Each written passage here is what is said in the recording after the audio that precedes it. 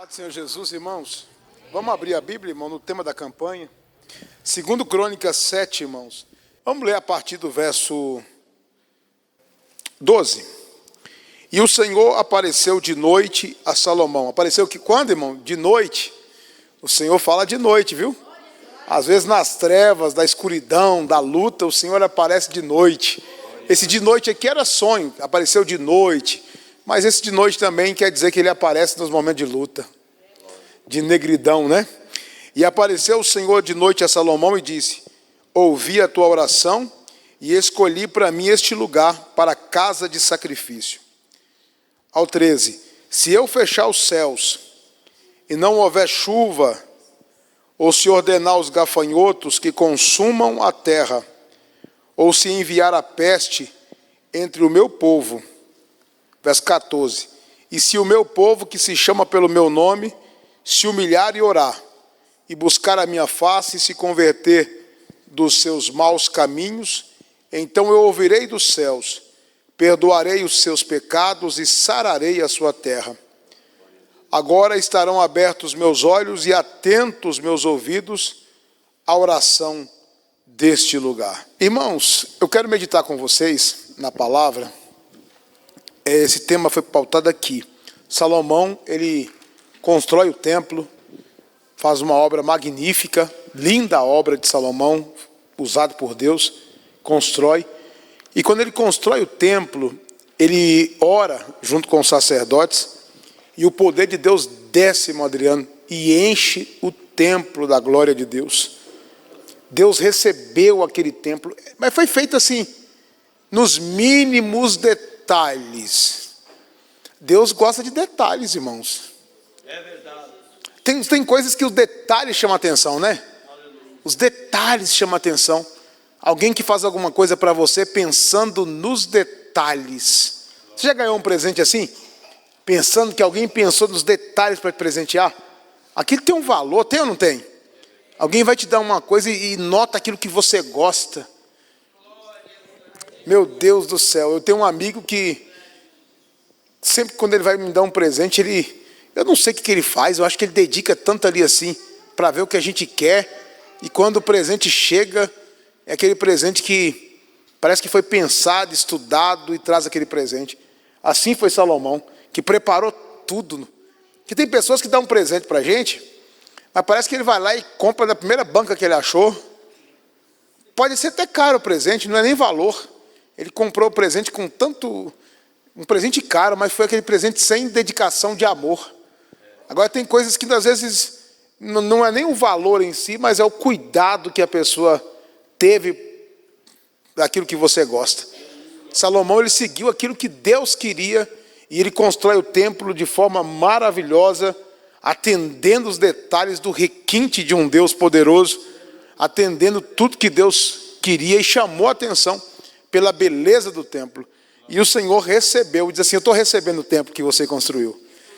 Eu vou falar, nesse templo eu vou falar com o povo.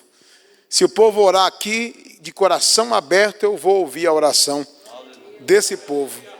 Eu vou trabalhar aqui nesse lugar. Aí Deus dá uma senha aqui do nada. Deus deixa uma senha aqui no versículo, capítulo. Após a oração da dedicação, Deus aparece, a glória de Deus aparece. Aí Salomão faz aquela dedicação e vai dormir. Deus aparece para ele em sonho e deixa uma senha para nós aqui de bandeja na Bíblia. A senha da vitória. Quem quer a senha da vitória? Não quer não, irmão? Anota a senha. A senha da vitória. Sabe quando você quer ter uma vitória e você não sabe o que fazer? Deus, ele sabia, sabendo de tudo que o povo iria passar, ele diz assim: eu vou deixar para eles a senha já. E ele fala assim, ó: se eu fechar os céus. Espera aí, então já deixou uma senha. Às vezes nem tudo que acontece de difícil na nossa vida é o diabo, não. Está dizendo: se eu fechar os céus. Quem fecha? Deus. Às vezes a luta vem para nós e a gente não entende, e a gente pensa que é o diabo. Não. Quem fechou os céus? Se eu fechar os céus. Se eu fechar. Pode ser que eu vou fechar os céus. E se eu fechar os céus e não houver chuva? Chuva fala de quê? Você traduziria a chuva com o quê? Como bênção. A menina nova convertida da crack. Chuva fala de bênção. Está dizendo assim, se eu fechar o céu, não vai ter bênção para a sua vida. As bênçãos vão cerrar. Irmão, vamos ser sinceros. Claro que Deus não nos desampara. Mas tem uma época da nossa vida que a gente dá um sorriso, a bênção já chega. Quem já prestou atenção nisso? Tem época da nossa vida que a gente dá um sorrisão assim, a bênção já vem no nosso colo. Tem coisas que você não está nem procurando. E Deus te abençoa. Quem já aconteceu isso com você?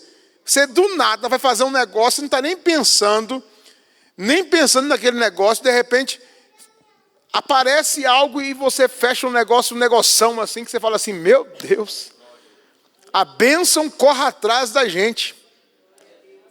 Mas está dizendo Deus, se eu fechar os céus e eu cerrar as bênçãos e não houver chuva,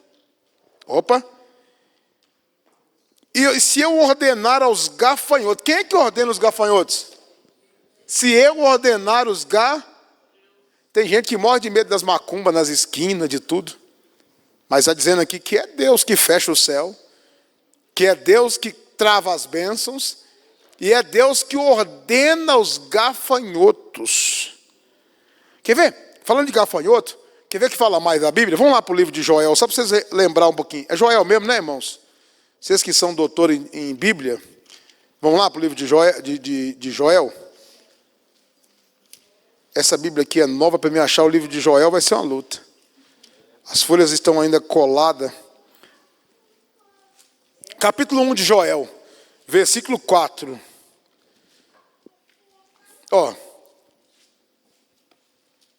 O que ficou da lagarta, o gafanhoto comeu. O que ficou da lagarta, o gafanhoto comeu. Então o gafanhoto é um tipo de devorador. Que quem ordena o gafanhoto? Deus. Eu li lá com vocês que se eu enviar o gafanhoto. Então quando você vê uma pessoa passando luta financeira, que nada vai para frente, muitas das vezes é permissão de Deus. Se eu enviar o gafanhoto, o que comeu, o que ficou da lagarta, o gafanhoto comeu. O que ficou do gafanhoto, a locusta o comeu. E o que ficou da locusta, o pulgão comeu. Ou seja, comeu até não ficar. Um comeu a folha, outro comeu o talo, outro comeu o pé. Devorou tudo. Capítulo 2, verso 25, você vê. Capítulo 2 de Joel, verso 25. E restituí-vos-ei os anos que comeu o gafanhoto. Quem come é o quê? Gafanhoto, a locusta, o pulgão, tem o pulgão aqui também, a lagarta. Agora diz aqui, o exército do diabo é?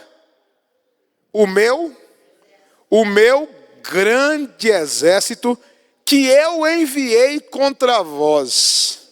Quem que enviou? Ai. Aí tem gente desesperada, irmão, sem saber o que fazer. A luta bateu, às vezes ele não entende, irmão. O que é isso? É Deus trabalhando. Tem um projeto, tem um propósito nessa luta. Quem está entendendo diz amém. Tem um propósito de Deus para essa luta e Ele vai te abençoar. Se eu fechar os céus e não houver chuva, se eu ordenar os gafanhotos que consumam a terra. Os gafanhotos, está falando aqui de um devorador que consome finanças. Deus está dizendo assim, eu vou tocar nas finanças de vocês para ver se vocês abrem o coração. Primeira coisa, quando a pessoa não congrega mais, não quer vir mais na igreja, não quer buscar mais a Deus, Deus começa a tocar na finança da pessoa.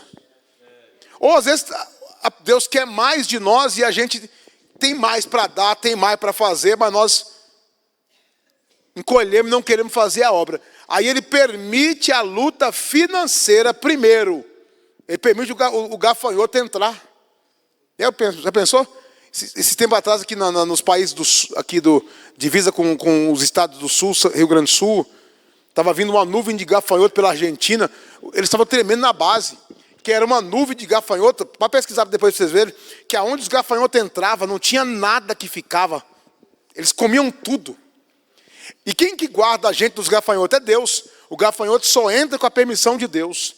Deus está dizendo assim, e eu enviar o gafanhoto que consuma a terra. Eu já passei fase na minha vida longe de Deus que, irmão, não tinha fim mais. Quando eu pensava que o poço era fundo, era pior. Eu pegava uma moto, eu batia a moto e acabava com a moto. Eu peguei uma moto de um primo meu, acabei com a moto do primo meu. Bati e tive que mandar arrumar. Aí eu tinha que resolver uma questão lá na frente, longe de Jesus. Eu tinha uma bicicletinha velha, peguei a nova do meu colega. Deixei nessa sua aqui. Novinha, moço. Na época, ali fosse hoje, eram uns 3, 4 mil. Montei ladrão, roubou a bicicleta. Falei, meu Deus do céu. Pegava um carro, o carro batia o motor, pegava a moto, caía por cima do pescoço. Era luta, mas eu sabia o que eu tinha que fazer. Eu estava com o altar desconcertado. Eu saía com meus amigos para a festa junina nesse tempo de frio, e aquele tanto de piazão, tudo lá não fala piá, tudo menino, os gurizão, tudo de moto e barulhão. Vambora para as festas. Festa junina, vamos embora para as quadrilhas. E o pau quebrar. Quadrilha não é bandido, não, irmão. Quadrilha é uma dança cultural, regional do Brasil. Você não está achando que eu era participar de quadrilha. Era uma dança lá, festa junina. E aí, de repente, caía para o chão. Eu era o primeiro a cair. Os outros vinham bêbado e não caía. Eu estava são, pilotava melhor do que eles, era o primeiro a cair. Porque Deus estava tratando comigo. Se você está dando errado alguma coisa na tua vida, Deus está tratando com você. Então os gafanhotos consomem a terra. E se eu enviar a peste entre o meu povo, a peste agora fala de problema na saúde. Deus vai tocar primeiro nas finanças. Se você despertar antes, dá tempo, não precisa nem chegar na saúde. Mas se você não despertar, além de tocar nas finanças, ele vai tocar permitir que o inimigo toque na sua saúde. E vai consumir a peste. Ele vai enviar a peste. A doença não é nem macumba, não. É permissão de Deus. A enfermidade. E Salomão já sabia disso. Quer ver? Volta uma página para trás. Na minha Bíblia, volta uma página. 2 Crônicas 6, para você ver. 2 Crônicas capítulo 6, verso 26. Na minha Bíblia, volta uma página. A oração de Salomão, para vocês verem. Quando os céus se fecharem, está dizendo assim, ó, quando o céu fechar e não houver chuva, ou seja, o céu fechou, não tem bênção, por terem pecado contra ti. Então, o que faz o céu fechar? Pecado, tá claro. O que faz o céu fechar? Pecado faz o céu fechar, por terem pecado contra ti. Então, quem é que faz o céu fechar tudo é o pecado. Uma coisa, alguém vai dizer assim, mas o ímpio. Esses dias o irmão falou, não, mas o irmão da igreja não dá dízimo, não dá nada, e a vida dele tudo amarrada. E ele acha assim, mas por que fulano de tal é próspero e não dá dízimo e é próspero? Ele não tem compromisso com a palavra, ele não conhece a palavra. Você conhece.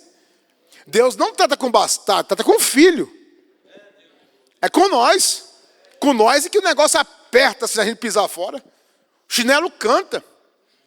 Se a gente pisar fora da palavra, irmão, não queira. Eu preguei em São Bernardo que se a gente facilitar, Deus permite o quê? O javali entrar na vinha. Está lá na Bíblia. Javali da selva entra e destrói tudo. Aqui está dizendo que é gafanhoto, meu grande exército. Deus tem um exército. O exército de Deus, os homens para ser temido aqui na terra, tem que enriquecer urânio e fazer arma nuclear. Todo mundo tem medo do cabeça raspada lá da Coreia. Todo mundo tem medo do Putin, né? Com medo das guerras, das armas nucleares, das ogivas nucleares. Só que Deus, quando quer ganhar uma guerra, ele manda o quê? Meu grande exército, marimbondo. Quando ele foi botar os cananeus para fora, ele mandou o exército na frente. Sabe o que era o exército? Marimbondo. Eu vou mandar Vespão. Quem já leu? Vespão é marimbondo. E ele mandava os marimbondos, e o marimbondo gritando. Não ficava um. Não ficava um, os marimbondos de Deus botavam para correr. Deus tem um exército. Quando ele quis acabar com o faraó, que era grande potência, armado até os dentes, ele mandou o seu exército. Mosca. E bater na mão, que ninguém aguentou. Mandou o que mais? Rã. rã que eu chuto uma meia dúzia de rã. Mas Deus mandou tanta rã que eles ficaram doidos. As rãs de Deus ganhou a guerra de Faraó. Piolho. Que Deus é esse? O povo está fazendo arma nuclear, Deus está ganhando guerra com piolho. Deus está ganhando guerra com rã. Mosca. Deus é esse aqui que envia os gafanhotos. É um só, mas ele manda tanto gafanhoto que destrói o homem. Tem gente que a luta bate para ele, irmão, pode prestar atenção. Estoura um negócio em casa, estoura o outro em outro lugar, quebra para cá, quebra para lá, quebra. E quando Deus não está no controle, o diabo num dia só faz uma quebradeira. Lembra de Jó? Com a permissão de Deus, a quebradeira cai a casa, cai em cima dos filhos, leva os camelos, leva as vacas, leva tudo num dia só. Mas se Deus estiver contigo, a vitória é nossa, é do povo de Deus. É assim ou não é? Então Deus vai dizer, agora Deus vai dar senha para nós. Eu não vou falar muito não. Eu estava bem tranquilo, eu falei, não, eu sempre pego aqui, Moacir, bem mais cedo, eu pego aqui no 8h40, mas 8h35, mas eu deixei o Moacir hoje à vontade, deixa ele aí, dá oportunidade para os irmãos. Agora o verso 14. E se o meu povo, que se chama pelo meu nome, a campanha é o quê? É tempo de se humilhar e orar. E se o meu povo, que se chama pelo meu nome, se humilhar e orar. Primeira coisa é fazer o quê? Humilhar. Humilhai-vos, pois, debaixo das fracas, potentes mãos de Deus. Primeira coisa, você tem que reconhecer, meu irmão, que você é fraco. Humilhar, dizer, Senhor, eu errei. Eu estou fraco, eu vou congregar mais. Você percebeu que na luta você congregou mais? Na luta você orou mais? Orou mais ou não orou, Adriano? Orou ou não orou, Camila? Na luta não orou mais? Na luta a gente ora mais. Na prova a gente chora mais. E na prova a gente... Agora, Deus está dizendo assim, tem gente, Deus fala assim, nem eu te provando, você vai dizer, nem quando eu mandei o gafanhoto, mandei o pulgão, você me buscou. Eu que não preparei direitinho a mensagem, mas tem muitas referências para isso.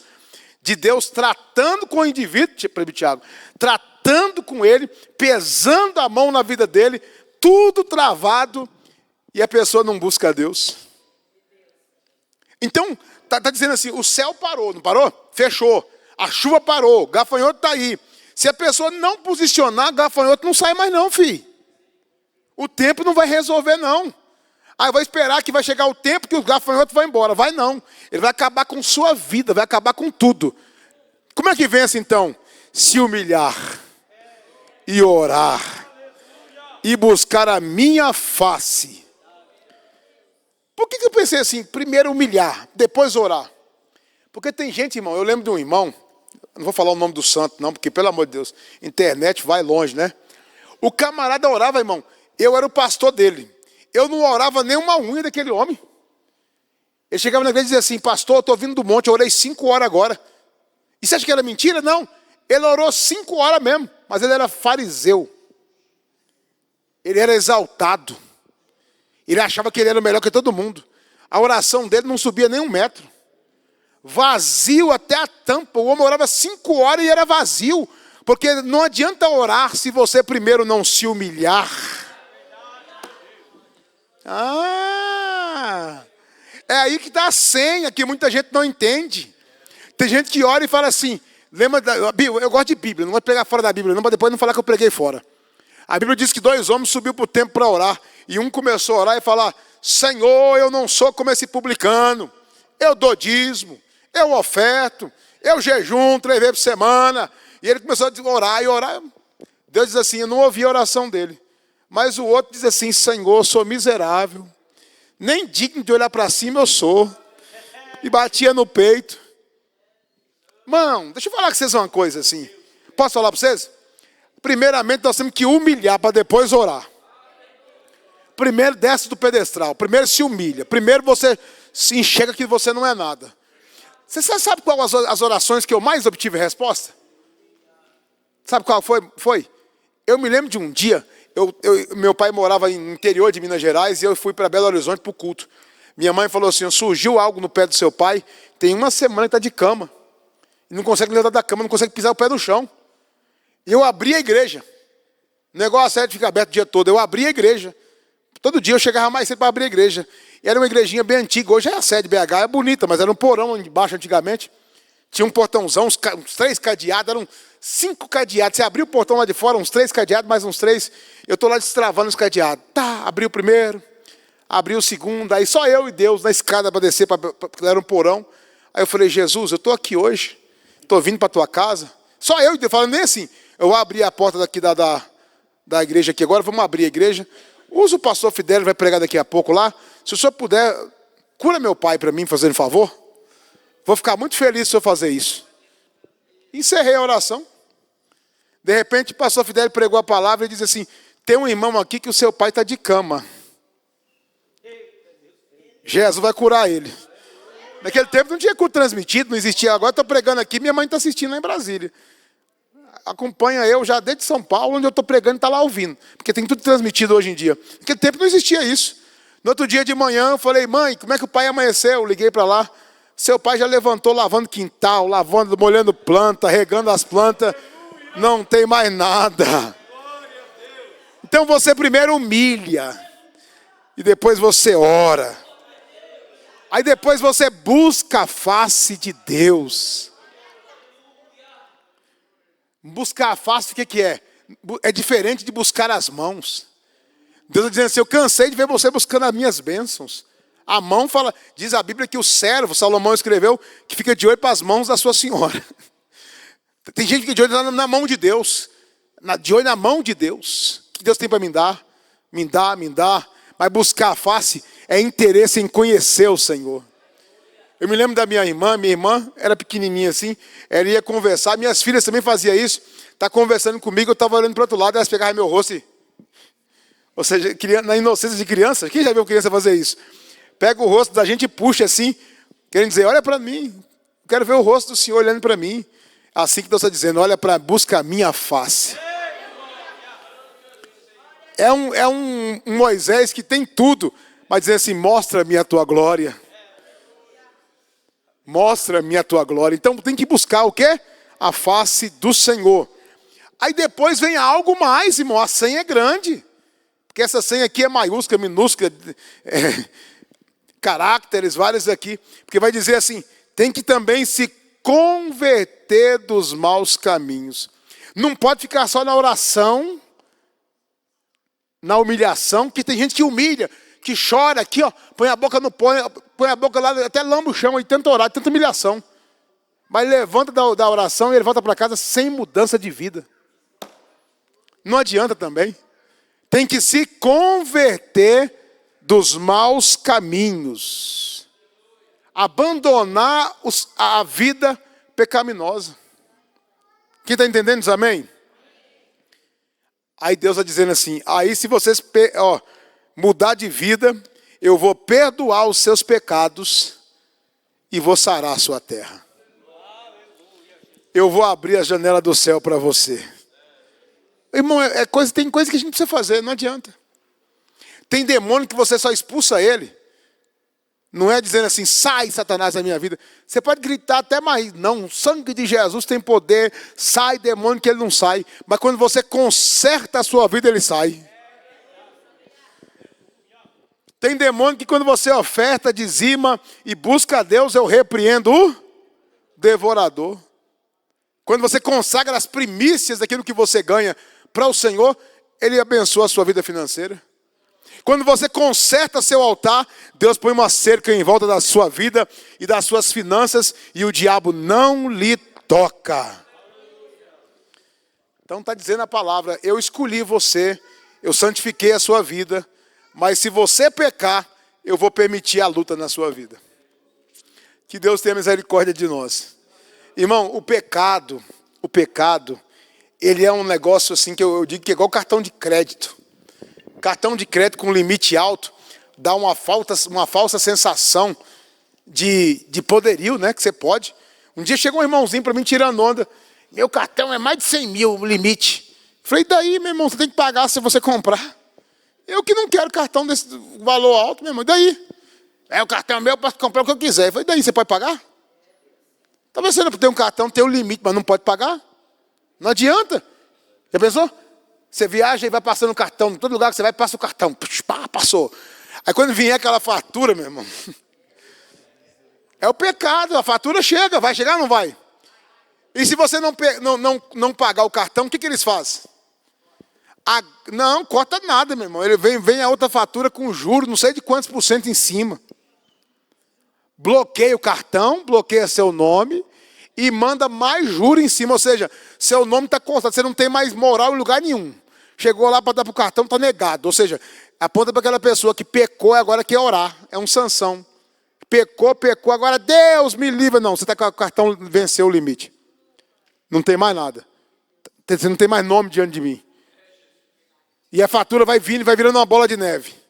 E a fatura vai ficando grande, alta. E vai juro em cima de juro. Pecados que não tem perdão, vai virando um montão, e vai virando uma bola de neve. E a pessoa não pode pagar isso nunca mais. Mas se a pessoa se humilhar e orar, Deus paga a fatura. De quem aí que Deus já pagou a sua fatura aí? De quem aí que Deus já pagou a sua fatura? A minha já foi paga, graças a Deus. Ele pegou a cédula e cravou na cruz. Está pago. A conta está pago. Se você crer, Ele paga a sua fatura. Vai te dar a vitória. O pecado faz isso, aquela sensação de prazer, irmão. Eu tenho até dó quando você vê a pessoa naquela farra, naquele momento de prazer. Porque o pecado parece ser gostoso, irmão. O pecado é uma coisa assim que parece que é boa. Lembra lá no capítulo 25 lá de Números? Quando eles vão lá pecar lá lá em Baal-Peor? Dançar, adulterar. Teve um que o povo está gemendo, a praga está vindo em cima, enquanto está morrendo pessoas lá por causa do pecado. Teve um que pegou uma mulher lá, abraçou ela e foi para a tenda pecar. Mas tinha um sacerdote lá e falou, opa, aqui não, rapaz. Aqui tu não faz gracinha, não. Eles estavam dentro da tenda lá, ele chegou lá com a lança, matou os dois e botou o pecado para fora. Que Deus nos guarde em nome de Jesus. Então qual é a senha para vencer a luta? Ô irmão, não tem coisa para acabar com a vida da pessoa pior do que a luta financeira. Deus permitia a luta financeira. Mas Ele permite para o nosso bem. E Ele vai nos dar vitória se nós humilhar e orar. Quem crê que essa luta vai passar? Nós vamos humilhar, vamos orar e depois nós vamos testemunhar que nós buscamos a Deus e que a porta abriu. Porque Deus, irmão, Ele não tem prazer de ver a pessoa a vida inteira na luta. Essa luta vai ter que ter um fim. Quem crê que ela tem que ter um fim? Deus vai abrir uma porta. Se você é um servo de Deus, se você consertou, tampou as brechas, arrumou o altar, a porta vai ficar fechada o resto da vida? Vai não. Deus vai abrir a janela do céu. Deus vai prosperar. Deus vai nos honrar. E o nome do Senhor será glorificado na nossa vida. Se eu fosse pedir para vocês contar a bênção aqui, vocês iam contar de tempos que a porta fechou, que travou tudo, e que Deus só dava assim conta-gota. Quem já passou por isso? Que Deus preparava só o conta-gota, parecia que não ia dar certo, mas não faltava o pão, não faltava o básico, mas de repente você buscou e Deus abriu a porta, e hoje o negócio está gordo. Tem gente aí que está vivendo assim na maciota, porque Deus já abençoou. Mas não põe o coração nessas coisas não, senão ele prova de novo. Não põe o coração nas incertezas das riquezas, não. Continua buscando a Deus, que Ele vai abrir a janela do céu para te abençoar. Vai abrir a janela do céu para te guardar e vai mudar a tua história. Você crê na bênção de Deus?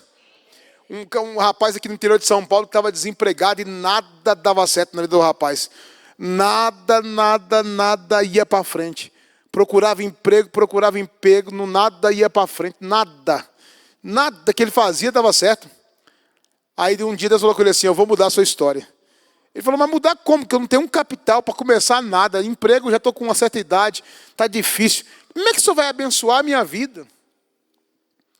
Aí de repente chegou uma irmã na casa dele, e levou, tinha uns pés de coco na casa dela, uns 2 pés de coco, levou para eles uns cocos para a casa dele. Deu uns cocos para eles secos. A esposa pegou aquele coco e fez um doce. fez umas cocadas bonitas, aquela cocada bonita, gostosa. E aí, eles perceberam que cocada era muito cocada, que ia perder. Ele falou, eu estou sem fazer nada, desempregado. Eu vou pegar essa bandeja de cocada com um pano branco por cima, uma bandeja de alumínio, como chama aquele negócio? Não é bandeja, é uma forma de alumínio. Vou sentar ali na porta do banco. Tinha um banco lá no interior da cidadezinha. Quem sabe alguém compra esse doce. Aí passou um, não comprou, o outro não comprou. Acho que eu fiz uma furada aqui, ninguém compra esse doce. Aí passou um senhor e comprou uma cocada daquela. E o rapaz não falava nem a nossa língua, era um americano. E aí conversou com o rapaz do lado, o que é isso? É doce e tal. Aí conversou com ele, você tem condições de você fazer mais, se eu comprar, se eu levar para outro país e conseguir, se você tem interesse de vender. Você quis entrar em negociação e aquele moço passou a fabricar doce e enviava para os Estados Unidos. Deus mudou a história daquele irmão com aquela cocada, com aqueles cocos que ele ganhou da vizinha. Quando a bênção quer chegar, irmão, ela vem de galope. Como é que diz a Bíblia em Deuteronômio? Não é vocês que correrão atrás da bênção, é a bênção que te alcançará. Quem crê nessa palavra que Deus alcança você com as bênçãos do céu? Deus abençoe. Eu não tenho mais tempo, mas a senha está aí. Se alguém anotou, tudo bem. Se não anotou, anota o capítulo. 2 Crônicas 7,14. Está a senha certinho. É só fazer isso que não dá errado. Dá errado? Não dá. Essa senha não erra. Se você fizer isso, desbloqueia o cartão. Se você fizer isso, a porta abre, o nome de Jesus é glorificado e você vai testemunhar do nome do Senhor.